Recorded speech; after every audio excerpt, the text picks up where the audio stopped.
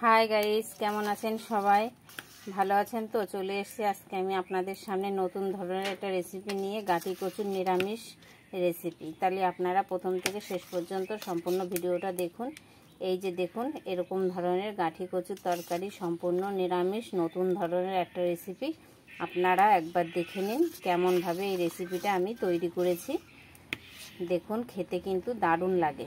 তাই আপনারা এইভাবে ভিডিওটা সম্পূর্ণ দেখে আপনারাও বাড়িতে তৈরি করুন। তাহলে চলুন দেখা যাক।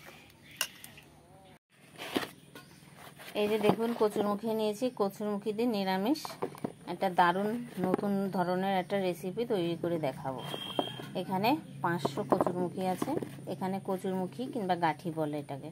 তো এটা ছুলে নেব। এই কচুরমুখীগুলোকে আমি এইভাবে 4 ফালি করে কেটে নিয়েছি। এবার এটা জল দিয়ে আমি ধুয়ে নেব ভালো করে। চটকি ভালো করে ধুয়ে নিতে হবে।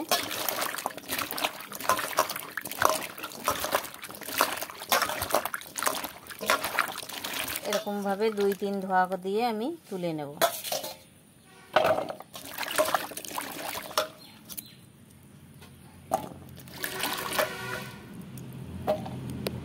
আমি কিছু আলু দিয়ে দিচ্ছি। আপনারা আলু যদি না দিতে চান না দেবেন। কিছু আলু দিয়ে দিলাম। বেসন দিয়ে দেব। 2 চামচের মতন বেসন দিয়ে দিলাম। পরিমাণ মতন লবণ, পরিমাণ মতন হলুদ দেব, কিছুটা লঙ্কার গুঁড়ি। এবার ভালো করে এই উপকরণগুলো আমি এর সাথে মিশিয়ে নেব। এর সাথে মিশিয়ে এটা আমি 10 মিনিট মতন এটাকে ঢাকা দিয়ে রেখে দেবো। এইভাবে মাখিয়ে এটা একটা সম্পূর্ণ নতুন ধরনের এইভাবে গাঁটি কচুটা আপনারা খেয়ে দেখবেন। সব রকমভাবে তো খেয়েছেন, এবার এটা নিরামিষ এইভাবে গাঁটি কচুর তরকারি করে খেয়ে দেখবেন। এটা মাখিয়ে নেওয়া হয়ে গেছে। এবার আমি এইভাবে ঢাকা দিয়ে রেখে দেব।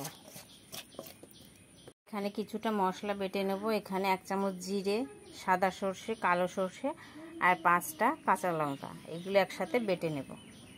মশলাটা আমার বেটে নেওয়া হয়ে গেছে। এবার উনুনটা ধরিয়ে দেব। এই যে কড়াই গরম হয়ে গেছে, দিয়ে দেব সর্ষের তেল। একটু বেশি করেই দিচ্ছি। তেলটাকে একটু গরম করে নেব। করে নিয়েছি। এবার এই মাখিয়ে রাখা কচুরমুখীগুলোকে ঢেলে দেব। এবার ভালো করে এটাকে নাড়তে হবে। আপনারা এইভাবে এই গাঁঠি কচুর তরকারি করবেন নিরামিষ, দেখবেন যে না খাই সেও খাবে।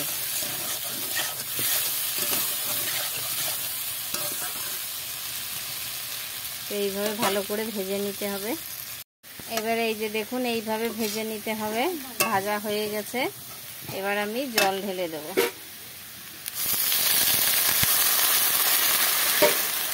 এখানে আমি গরম জল দিলাম। ঝোলটা কিন্তু ফুটে গেছে, কচুরমুখীগুলো গলে গেছে। এই যে দেখুন, গলে গেছে। এবার এটা আমি ফোড়ন দিয়ে দেব। তেলটা গরম হয়ে গেছে, দিয়ে দেব জিরে আর 5 ফোড়ন। দিয়ে দেব গোটা 2টো তেজপাতা। দিয়ে দেব জল দিয়ে একটু মশলাটা যখন কষানো হয়ে যাবে, মশলাটা একটু কষিয়ে নেওয়া হয়ে গেছে। এবার দিয়ে দেবো আমি তরকারিটা ঢেলে দেব। এবার এইভাবে তরকারিটাকে নাড়িয়ে দেব।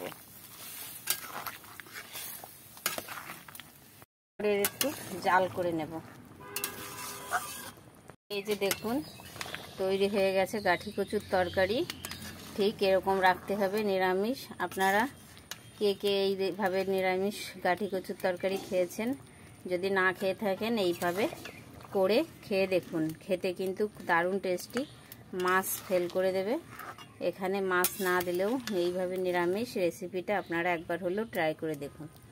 আর আমার এই রেসিপিটা কেমন হলো লাইক কমেন্ট করে কিন্তু অবশ্যই জানাবেন। ভালো লাগলে চ্যানেলটিকে সাবস্ক্রাইব করবেন। আর যারা এখনও চ্যানেলটিকে সাবস্ক্রাইব করেনি তাদের কাছে অনুরোধ চ্যানেলটিকে সাবস্ক্রাইব করার জন্যে পাশে থাকা বেল আইকনটি প্রেস করে রাখবেন। ভিডিওর নোটিফিকেশন সবার আগে আপনাদের কাছে পৌঁছে যাবে।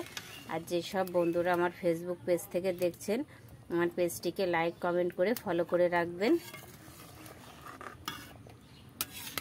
তাহলে আজকের মতন এখানে ফিরে আসছে অন্য কোনো আবার রেসিপির সাথে, নতুন কোনো রেসিপির সাথে।